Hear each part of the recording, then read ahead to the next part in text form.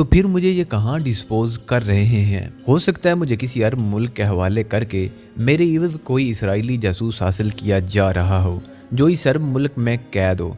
सब कुछ हो सकता था, लेकिन जो होने वाला था मुझे इसका वहमो गुमान तक नहीं था। दो सफ़ेद जराबों वाली टांगें मेरे सामने से गुजर गई। यह स्टीमर का कोई मलाह या कैप्टन हो सकता था। स्टीमर की रफ्तार काफ़ी तेज़ थी और वो समंदरी मौजों को चीरता हुआ दाईं बाईं और ऊपर नीचे होता आगे ही आगे बढ़ता चला जा रहा था। मैं आंखों पर बंधी हुई पट्टी के नीचे से आंख का बूझल पपोटा उठाए बड़ी मुश्किल से देख रहा था। मेरी आंख नकात के बायस ये बोझ बर्दाश्त नहीं कर रही थी। मैंने आंख बंद कर ली। स्टीमर की रफ्तार में कोई कमी वाक़ई नहीं हुई थी। वो उसी रफ्तार से चला रहा था। बीच में किसी वक्त कैप्टन की तल्ख आवाज़ लहरा जाती। कुछ वक्त मजीद गुजर गया। हम साहिल समंदर से काफ़ी दूर निकल आए थे। दो भारी कदमों की चाप मेरे करीब आकर रुक गई। मैंने आहिस्ता से पपोटा उठाकर देखा। दो खाकी वर्दी वाली टांगें मेरी बाईं जानिब मौजूद थीं। फिर मेरे दोनों बाजू बेरुखी से ऊपर उठाकर आपस में जोड़ दिए गए और उनमें एक बार फिर वही मनहूस हथकड़ी डाल दी गई। मैंने आंख बंद कर ली। स्टीमर की रफ्तार मदम हो रही थी। मेरी मौत का वक्त आ गया था। शायद ये लोग मुझे हथकड़ी लगाकर समंदर में फेंकने वाले थे कि मैं इस बेबसी के आलम में भी कहीं तैर कर समंदर से बाहर निकल ना आऊँ। मगर ऐसा न हुआ। हथकड़ी लगाकर मुझे उसी जगह पर पड़ने रहने दिया गया। स्टीमर की रफ्तार बहुत ही धीमी हो गई। फिर उसने दोबारा अपने बूमों से सीटी बजाई। ये किसी दूसरे जहाज को जैसे सिग्नल दिया जा रहा था कि हम पहुंच गए हैं। मैंने ज़रा आंख खोल कर देखा। मुझे समंदर की बेकरां वुसअत के और कुछ नज़र न आया। ये सिग्नल फिर किसी को दिया गया था। स्टीमर निस्फ दायरे में चक्कर काट रहा था। मैंने दोबारा आंख खोल कर देखा तो मेरा दिल धक से रह गया। समंदर के वस्त में एक इसराइली आबदूज खड़ी थी। उसके टावर का रंग स्याह था और सतह समंदर से बाहर निकले हुए अरशे के जंगले में कुछ वर्दी पोश मल्लाह मौजूद थे। आबदूज की जानिब से सीटी की बारीक आवाज़ आई। स्टीमर का इंजन बंद कर दिया गया। समंदरी मौजों का हल्का हल्का शोर सुनाई देने लगा। स्टीमर आहिस्ता आहिस्ता आबदूज की तरफ बढ़ रहा था। आबदूज के टावर पर बना हुआ इसराइल का 6 कोनों वाला सितारे का निशान मुझे साफ दिखाई देने लगा था। आबदूज के जंगले पर 2 लाइफ बॉय किस्म के टायर नुमा चक्कर नीचे लटका दिए गए। स्टीमर उनके साथ ज़रा सा टकरा कर वहीं रुक गया और डोलने लगा। अब ऊपर से रस्सी की टोकरी सी फेंकी गई। 3 आदमियों ने मुझे उठाकर उस टोकरी में डाल दिया। मुझे इसराइली आबदूज में मुंतकिल किया जा रहा था। मैं इस टोकरी में सिमट कर पड़ा था। मेरी बेड़ियां मुझे सख्त तकलीफ दे रही थी। टोकरी को ऊपर खींचा जाने लगा। मुझे स्टीमर के वसल की आवाज़ सुनाई दी। उसका इंजन स्टार्ट हुआ और वो खड़खड़ाता पीछे हटने लगा। मैं टोकरी में बैठा आबदूज के अरशे पर आ गया था। यहाँ कुछ मलाहों ने पहले से कपड़े का एक स्ट्रेचर तैयार कर रखा था। मुझे एक बेजान शय की तरह उन्होंने टोकरी में से निकाल कर स्ट्रेचर पर फेंका और आबदूज के टावर के करीब बने हुए गोल सुराख में से, जिसका ढकना ऊपर को उठा हुआ था, रस्से की मदद से नीचे लटका दिया। मैं लोहे के जीने से टकराता नीचे आबदूज के फर्श से जा लगा। यहाँ खड़े 2 मलाहों ने मुझे दबोच लिया। एक ने झुककर मेरी आंखों पर बंधी हुई पट्टी और हथकड़ी को चेक किया, फिर ऊंची आवाज़ में कहा, ओके सर। मैंने आंख बंद कर ली थी। 2 मलाह मुझे स्ट्रेचर पर डोली डंडा करते आबदूज की देव पैकर मशीनों के दरमियान से गुजरती तंग राहदारियों में से गुजारते एक दूसरे जीने पर से होकर नीचे आ गए। ये शायद आबदूज की तीसरी निचली मंजिल थी। मैं थोड़ी सी आंख खोले बराबर देख रहा था। सामने लोहे का एक बहुत भारी बेजवी दरवाज़ा आ गया, जिसको मुख्तलिफ आलात से हवा बंद किया गया था। वहाँ एक मलाह पहले से मौजूद था। उसने इशारा पाकर चरखी घुमाकर दरवाजे के आलात को अलग किया और बेजवी दरवाज़ा खुल गया। हम उसके अंदर दाखिल हो गए। यहाँ भी एक तंग रास्ता था, जिसकी दीवारों और छत के साथ बड़े बड़े पाइपों का जाल बिछा हुआ था। 10-15 कदम चलने के बाद बाईं तरफ एक दरवाज़ा खोला गया और मुझे उसके अंदर कूड़े की तरह अंडेल कर दरवाज़ा बंद कर दिया गया। मैं पहलू के बल फर्श पर गिरा हुआ था। दरवाज़ा बंद होते ही मैंने अपनी हथकड़ी वाले हाथ से अपनी आंख की वो पट्टी जो पहले ही ज़रा खिसकी हुई थी मज़ीद खिसका ली। अब मैं हर शय वाज़े तौर पर देख सकता था। अगरचे मेरा जिस्म दर्द से चूर चूर था और आंख बूझल हो रही थी, ताहम मैंने भरपूर नज़र से कमरे का जायज़ा लिया। इसको कमरा कहना कमरे की तौहीन था। ये एक निस्बतन बड़ी लोहे की अलमारी सी थी, जिसकी 4 दीवारी से स्टील और एल्युमिनियम के पाइप चिमटे हुए थे। छत काफ़ी नीची थी, जिसमें शायद एयर कंडीशन का जालीदार चौखटा लगा हुआ था। यहाँ गर्मी और हब्स बिल्कुल नहीं था। मैं फर्श पर सीधा लेट गया और आंखें बंद कर ली। मेरी आंखें थक गई थी। میں سوچنے لگا یہ لوگ مجھے آبدوز میں ڈال کر کہاں جا رہے ہیں۔ یہ ایک بہت بڑا سوال تھا جو مجھ سے حل نہیں ہو رہا تھا۔ ایک بات ظاہر تھی کہ اگر یہ لوگ مجھے ہلاک کرنا چاہتے تو اب تک ہلاک کر چکے ہوتے۔ ان کے لیے یہ مشکل کام نہیں تھا۔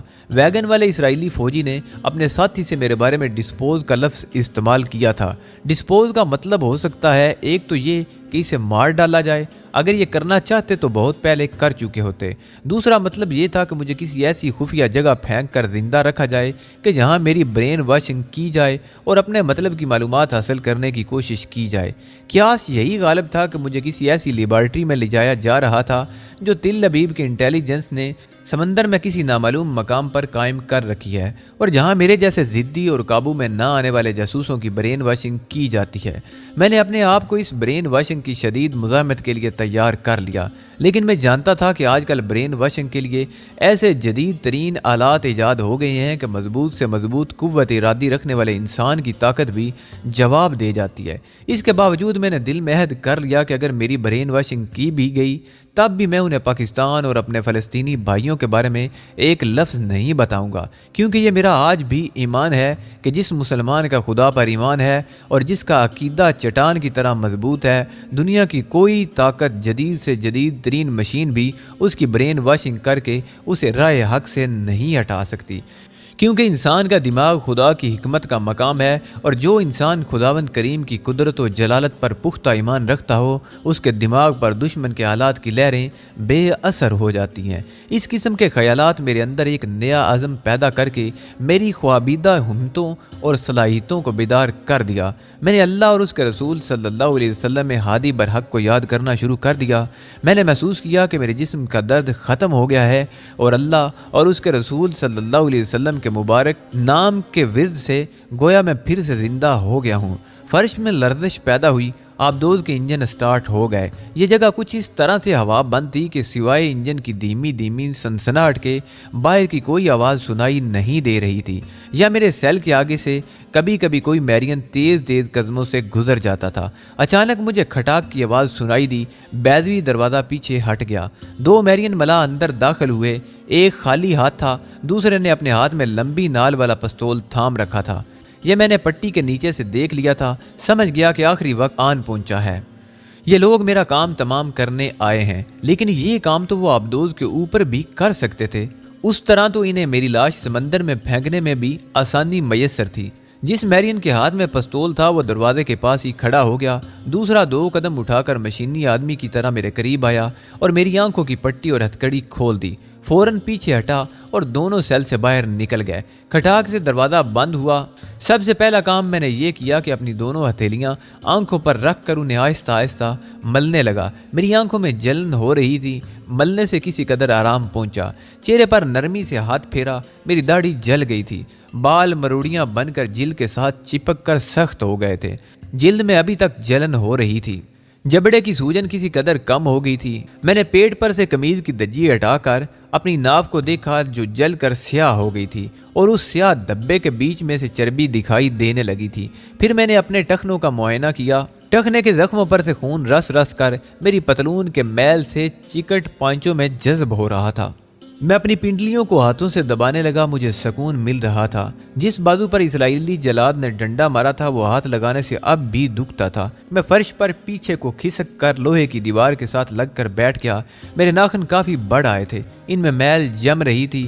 گرر گرر کی دھیمی آواز آئی۔ میں نے چھت کی طرف دیکھا، چھت کے عین وسط میں ایک جگہ سے چھت کا لوہے کا ٹکڑا پیچھے ہٹ گیا تھا اور وہاں ایک چوکور سوراخ بن گیا تھا۔ یا اللہ خیر، کہیں اس سوراخ میں سے سائنائڈ گیس کی بارش تو نہیں ہونے والی۔ میرا چہرہ اس سوراخ کو تک رہا تھا کہ اچانک اس میں سے پانی فوارے کی طرح اچھل کر نیچے گرنے لگا، مگر پانی کے فوارے نے اس چھوٹے سے الماری نما کمرے یا سیل کو اپنے گھیرے میں لے لیا تھا۔ پانی نیم گرم تھا اور اس میں سے کسی کیمیکل کی بو آ رہی تھی۔ فوار بڑی تیزی سے مجھ پر پڑ رہی تھی۔ میں سمجھ گیا کہ یہ کیمیکل ملا پانی میرے کپڑے اور میلے جسم کو جراثیم سے پاک کرنے کے لیے تھا، تاکہ آبدوز میں میری وجہ سے کوئی بیماری نہ پھوٹ پڑے۔ میں نے آنکھیں بند کر لی اور فوار میں سر جھکا کر بیٹھ گیا۔ 2 منٹ تک کیمیکل ملے نیم گرم پانی کی تیز فوار مجھ پر پڑتی رہی۔ میرے کپڑے اور میں خود پانی میں شرابور ہو گیا تھا۔ میرے ٹخنوں کے زخموں پر اس پانی کے لگنے سے جلن ہونے لگی تھی، جو اس بات کا ثبوت تھا کہ اس پانی میں جراثیم کش ادویات ملائی گئی تھی۔ 2 منٹ بعد فوار بند ہوگی اور گھرر کی آواز کے ساتھ لوہے کا چوکھٹا دوبارہ چھت کے ساتھ چپک گیا۔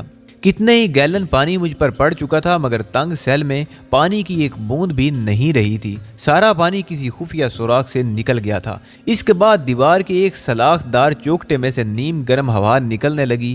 فضا کا ٹمپریچر 70 ڈگری تک پہنچ گیا۔ میرے لپٹے ہوئے گیلے کپڑے سوکھ گئے اور سارے جسم کو جیسے ٹکور سی ہو گئی۔ اس کے بعد یہ گرم ہوا بھی بند ہوگی اور سیل کی فضا آہستہ آہستہ پھر اپنے اصلی ٹمپریچر پر آ گئی۔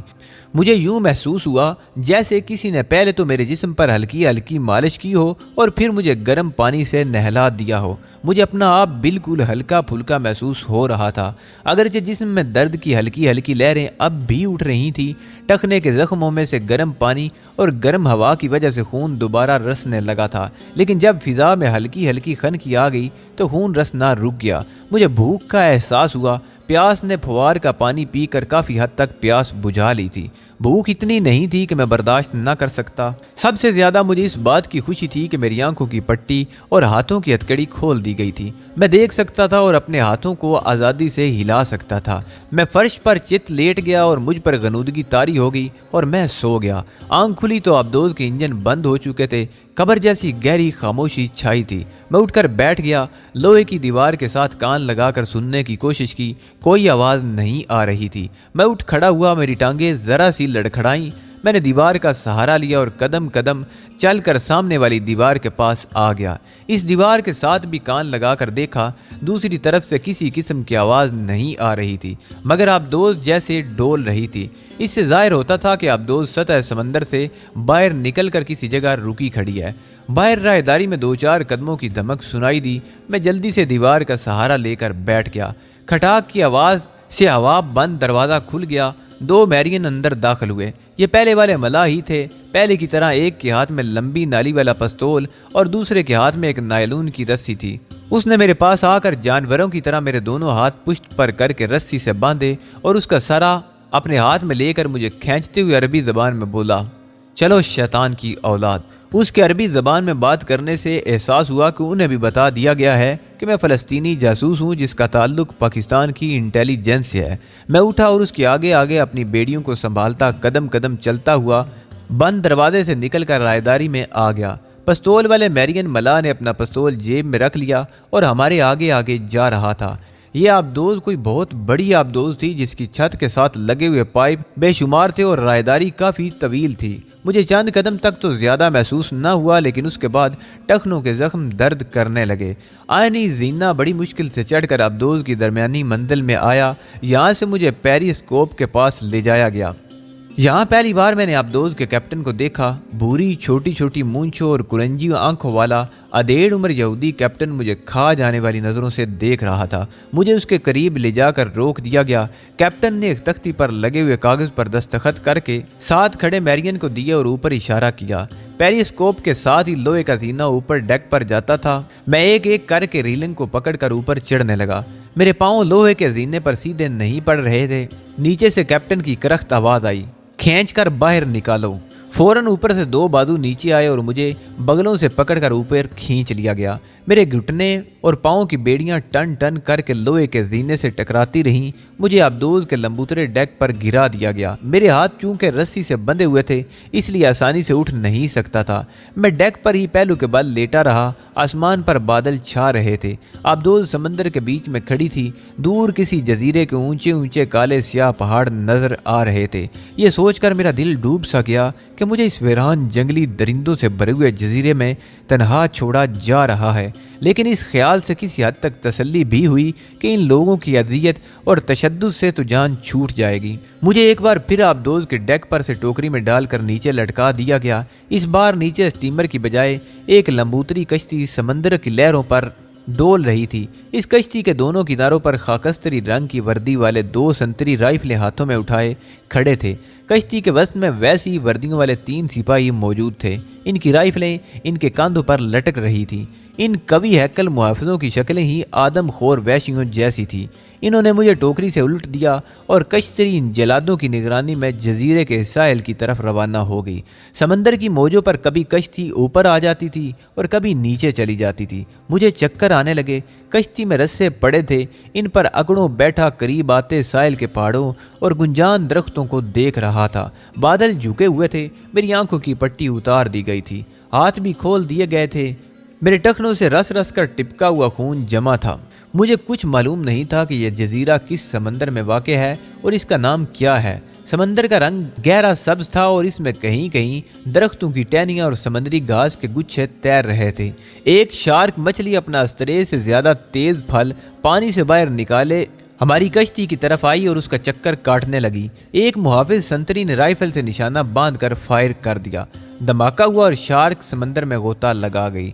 साहिल पर एक ठिगना वर्दी पोश रीछ जैसा आदमी कांधे आगे झुकाए हाथ में डंडा लिए टांगे फैलाए खड़ा था। मुझे कश्ती से उतारा गया तो उसने डंडे से मेरी तरफ इशारा करते हुए कहा, इस गलीज चूहे को साफ करो। साहिल पर कोई आबादी नहीं थी। कुछ फासले पर डुलानी छत वाला एक दफ्तर सा बना हुआ था, जिसके बाहर एक आदमी झाड़ियां काट रहा था।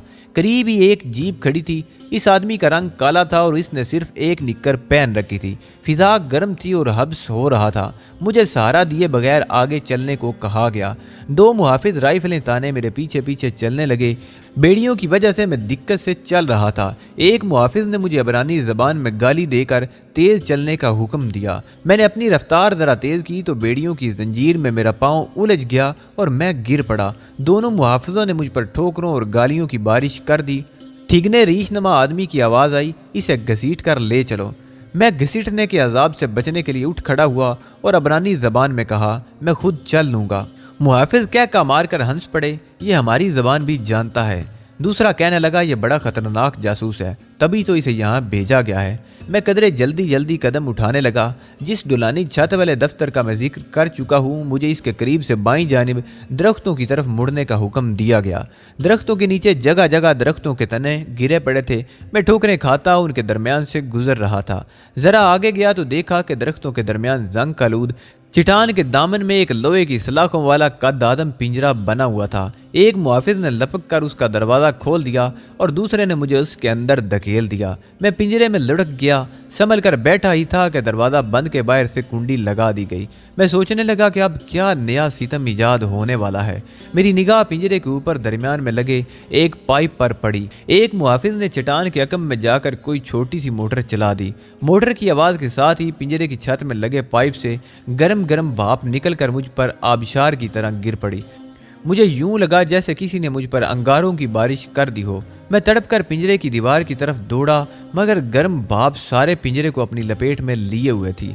मैंने अपना सर बाजुओं में छुपा लिया। इससे पहले कि मैं झुलस कर रह जाता, भाप निकलना बंद हो गई। ब्रेन वॉशिंग से पहले मुझे जरासीम कश गुस्ल दिया जा रहा था।